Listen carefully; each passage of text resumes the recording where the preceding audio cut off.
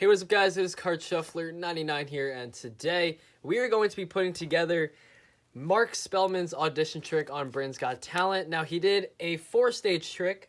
He's going to use parts with crayons, he uses a deck of cards, Rubik's Cube, and he's going to use a book and a Sharpie.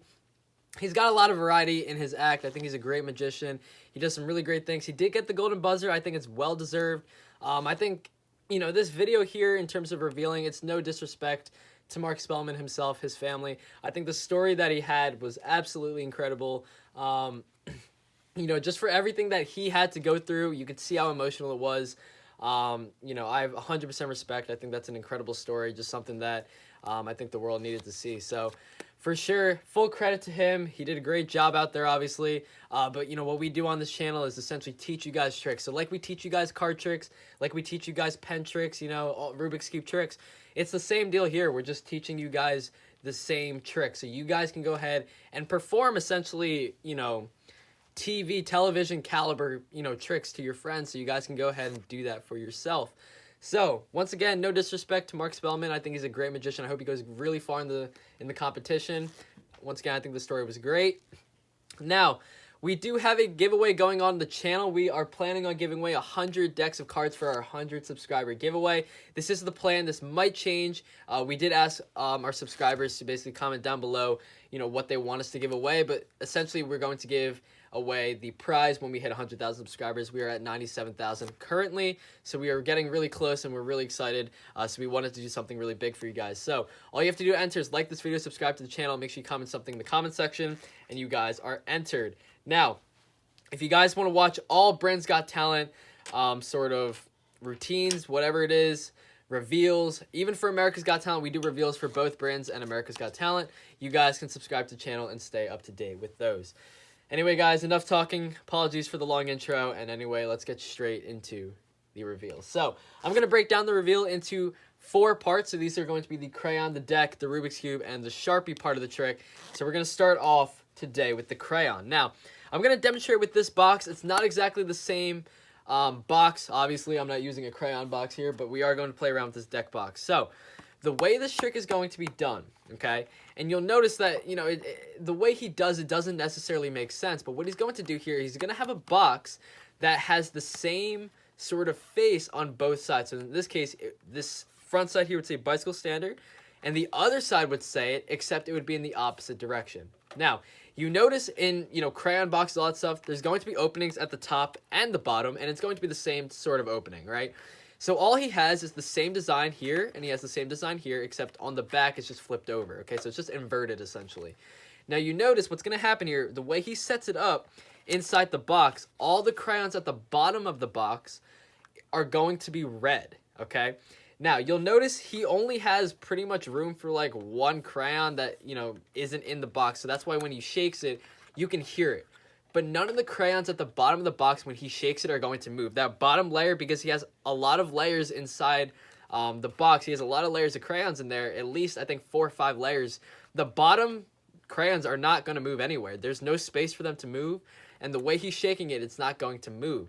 Now, you'll notice what he does here. With all the red at the bottom, what he does is he goes up in this large motion, and he comes down and continues shaking. All he does is he just flips the box over. It looks the same because the face is going to be the same on both sides. It's just inverted, so it still looks upright. From there, he just opens the box, and he's going to, you'll notice here, when he opens the box, he's holding it away from the judges. So the judges to the left are not able to see the colors of the crayons, and especially the judge who's picking it out is not able to look inside. So no one can see that all the crayons in here are actually red.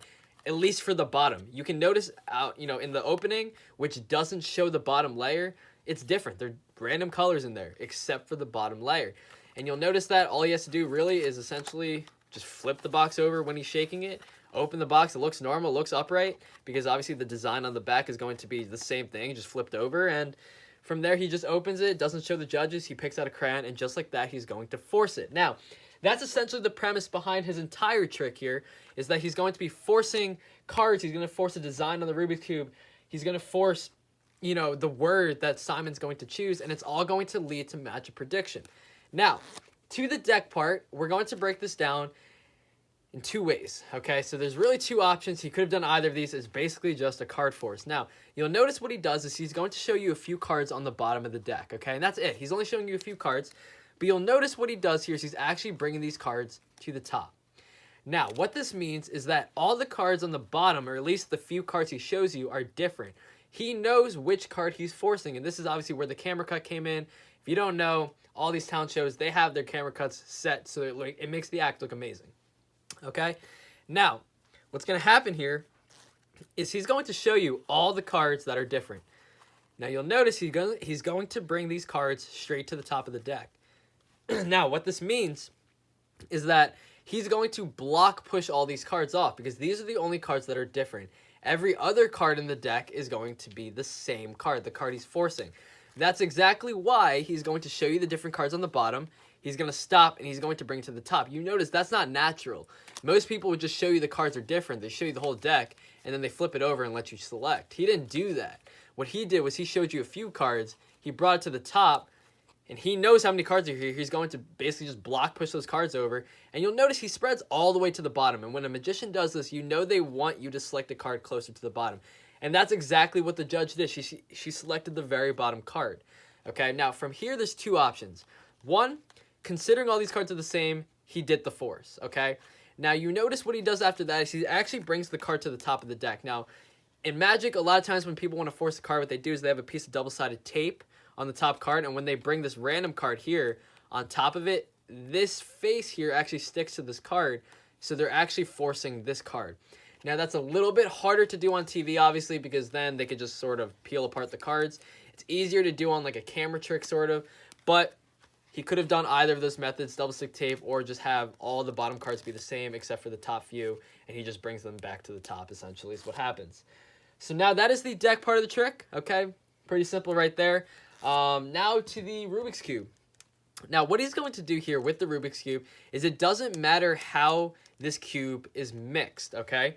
Now, what he's going to do is he's going to need pieces in the box, okay? And what I mean by this is the box is set up so that there's adhesive pieces for the Rubik's Cube that's going to stick onto a specific side.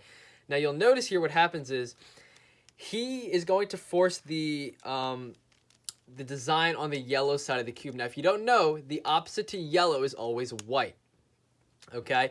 And you'll notice when he puts the cube in the box, the white side is facing up.